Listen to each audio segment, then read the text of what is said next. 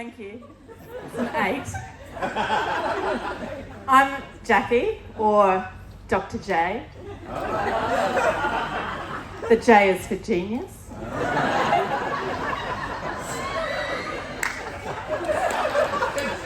That's funny, right? That was my husband's joke. So I'm an occupational therapist and I am also a researcher. And like any good researcher, I like to dive deep into a few very specific areas.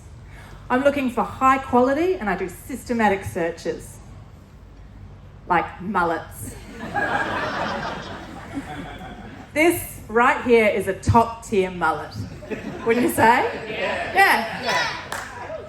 Such a good mullet. Such a good mullet. And as a researcher, I'm also really interested in being an award recipient. Still yet to be one, but you know, I'm on the hunt. This guy, he won Queensland's Mightiest Mullet in 2023. Yeah. Now, this guy was an All Black, and he said that his mullet made him run faster. I'm from New Zealand originally, so I am an All Black supporter. Woo! And then, in 2022, the NRL announced Hair of the Year. This guy. I switched codes for him. Now I also dabble in a little mullet modelling. But I would describe mine more as the academic mullet. It's intellectual. Is that why you go to school? I still party at the front. And I think that my mullet makes me think better. Yeah. So, mullets aside, I'm an occupational therapist, and this is usually the reaction I get when I tell people I'm an OT. So, if we think about the definition of the word occupation, that's the things that we do, or our way of spending time. And if something's got in the way of that, or making it more difficult for you to engage in the things that are meaningful or important, then an occupational therapist can help you re-engage with those things. And for children, their job is to play. So as an occupational therapist, I'm really interested in how do we help children play well and learn well. Play is how they learn about their bodies and their world. The other part of that word, occupation, is to take possession or occupy, which is what children do when they're playing, right? They take possession of your floor, actually your whole house, your personal space, time, your body, your soul.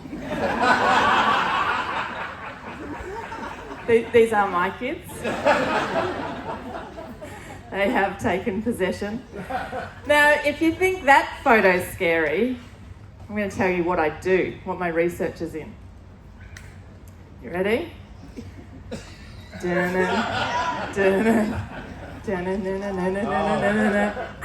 Make it stop. Emotional availability. Not only am I getting up at a comedy show talking about parenting and kids, I'm also going to talk about emotional availability. You guys thought you were here for a fun time, hey? But don't worry, the waters are safe tonight. I'm going to talk about how we can sometimes do more by actually doing less with our children. So this is not to make you feel guilty about your parenting if you are a parent. And for those of you who aren't parents, emotional availability is in every relationship that we have. Our partners, our work colleagues, our boss, our friendships. So there'll be something in this for you too. So when I'm thinking about emotional availability, I'm thinking about the back and forth signalling that happens between a parent and a child. Now for that to happen, it relies on two things. First, the child needs to be able to give good signals. And secondly, the parent needs to be able to read and respond to those signals. When this happens, it feels really good for the child.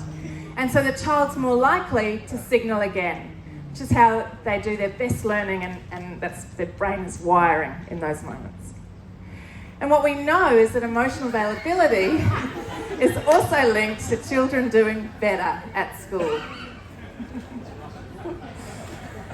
So I work with a team of people who are really interested in this concept of emotional availability and children with cerebral palsy. Because for a child with cerebral palsy, it's much harder for them to give their signal or use their body.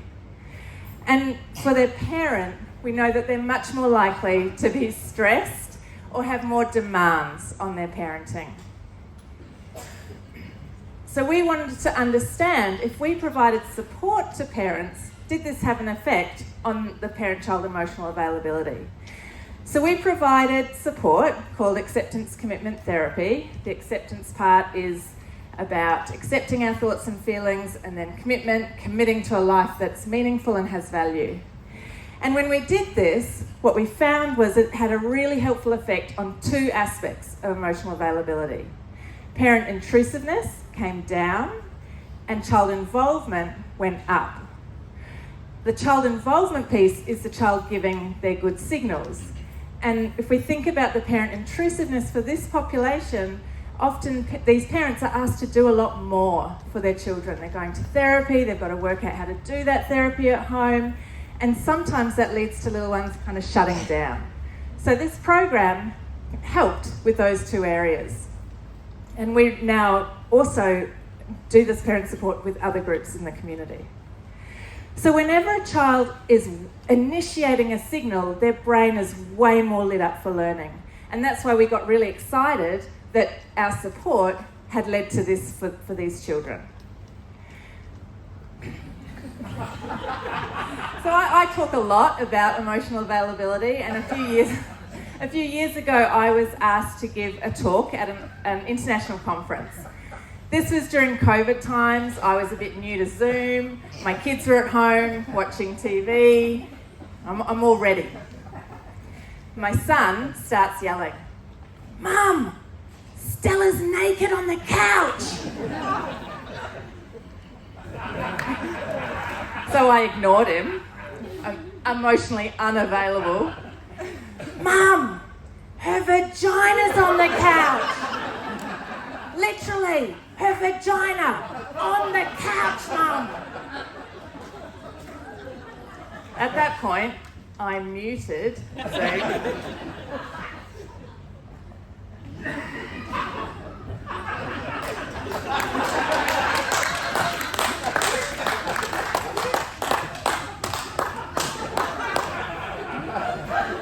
Back and forth signalling. It's great being a parent in this area. So if you want to learn about emotional availability, you don't need to do a PhD in this area. You can watch 7 minutes of these guys. They've got emotional availability nailed. And Bandit, the dad, also rocks a mullet in one of the episodes.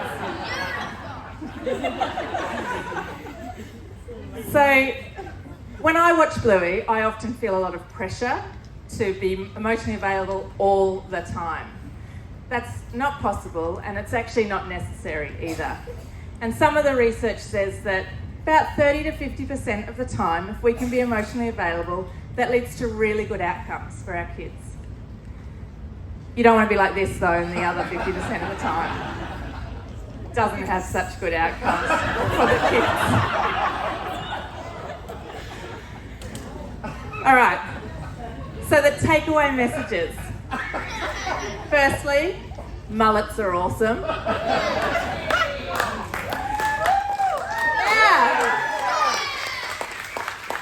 And I can actually see my stylist in the crowd here. Let's give it up for Simone.